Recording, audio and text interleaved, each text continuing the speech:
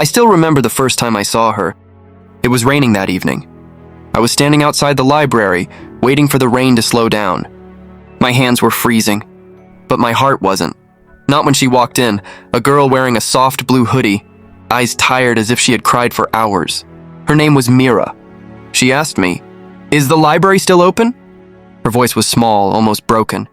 I nodded. "Yes, you can go in. They close late." She smiled weakly, then walked inside. But before she disappeared, she looked back once. That one moment felt like she was asking for help without actually saying it. 2 hours later, the rain stopped. I was about to leave when I saw her sitting alone on the library steps, hugging her knees. Tears quietly ran down her face. She wasn't loud. She wasn't dramatic. She was just hurting. I didn't want to be rude, but something in me couldn't walk away. "Are you okay?" I asked. She wiped her cheeks. "Yeah, just a bad day." She tried to smile but failed. Maybe I should have walked away. Maybe I should have pretended I didn't see her pain. But my heart didn't listen. So I sat beside her. That night was the beginning of everything. She told me her boyfriend had left her after 3 years because she was too emotional, too sensitive, and too attached. "I don't even hate him," she whispered. "I hate that I still miss him." I listened. And somehow, listening became something I wanted to do forever. Before leaving, she said, "You're really kind. Thank you for just being here." I didn't know it then, but that night I became something important in her life. Not her love, not her friend even. Just a silent space where she could cry without judgment. And I didn't mind, because sometimes feelings begin quietly. Days passed, then weeks. Slowly, Mira found her way into my life like morning light slipping through curtains. Not loudly, not suddenly, but softly. She texted me for the first time. "Mira, are you awake?" It was 1:48 a.m. I replied instantly. "Me, yeah, what's wrong?" That was the first late-night conversation. After that, they became routine. Every night around 1 or 2 a.m., my phone buzzed with her message. "Can I call? Are you up? Can I talk to you for a minute?" That minute always became an hour, sometimes more. She cried about her past. She feared she wasn't enough. She felt lonely. She felt unlovable. I stayed, every time, even when I was tired, even when I had work, even when my eyes were burning at 4 a.m., because she needed me. And the truth? I liked being needed by her. She said things like, "You understand me better than anyone. You make me feel safe. I wish I met you earlier." Those words touched me deeper than she knew. Slowly, her laughter returned. Slowly, her eyes shined again. Slowly, her heart healed. And without knowing, she healed mine too. But something else happened slowly. I fell in love with her. Not the wild kind, not the dramatic kind, but the quiet, painful kind, where your heart beats only for one person, even though you know they don't beat for you. One day, something unusual happened. She didn't text me at 2 a.m. She didn't call. She didn't cry. Instead, the next morning, she texted at 2 p.m. "Mira, hey, sorry I was busy yesterday." She never used "hey" with me before. That day she talked a lot, but not to me.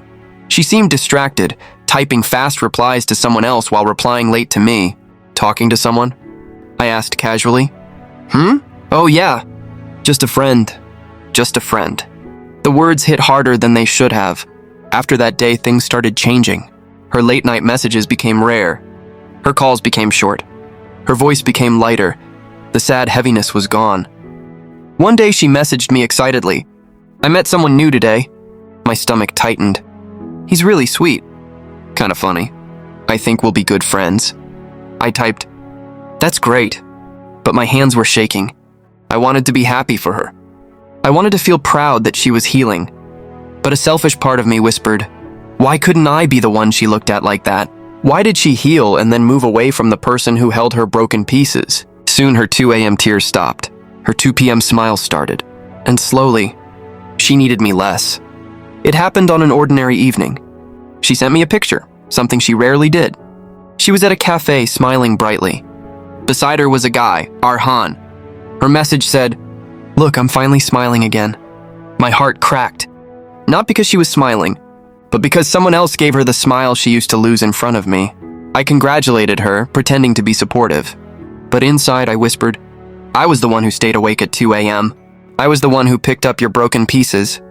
I was the one who held you when you didn't love yourself. But he got the healed version of her, the soft, happy, bright version I helped rebuild. Later that night, she called me for the first time in weeks. "So, I think I like him," she said softly. I closed my eyes. Every part of me shattered. "Does he know?" I asked. "I think he does," she laughed. "He's been really sweet." I forced a smile she couldn't see. "That's nice. I hope he takes care of you." "I know you will always take care of me too," she added. "You're my safe friend."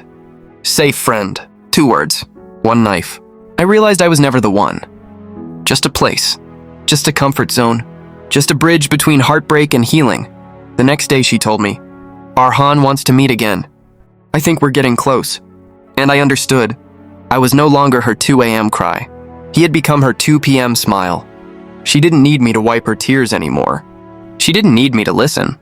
She didn't need late calls or long messages. She had moved on. Without warning. Without goodbye.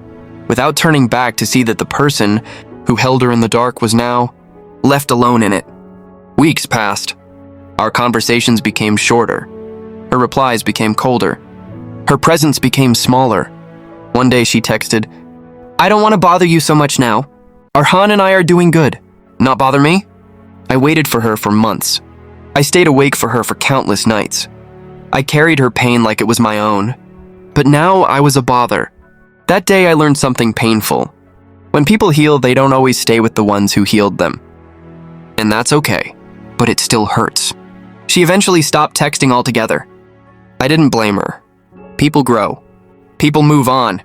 But I finally wrote a message, not to send to her, but to send to myself. You were her shelter, not her destination. It took me time. Nights of staring at the phone. Mornings of silence. Days of accepting reality. But I healed too. Not suddenly. Not quickly, but slowly. Like how broken things become whole again. One day she texted me after a long time, "Hey, you okay? You've been distant." I replied, "I'm good. I just stopped being a place you visit only when you're sad." She didn't reply. Maybe she understood. Maybe she didn't. But it didn't matter anymore. Because I finally let go of the role I was stuck in.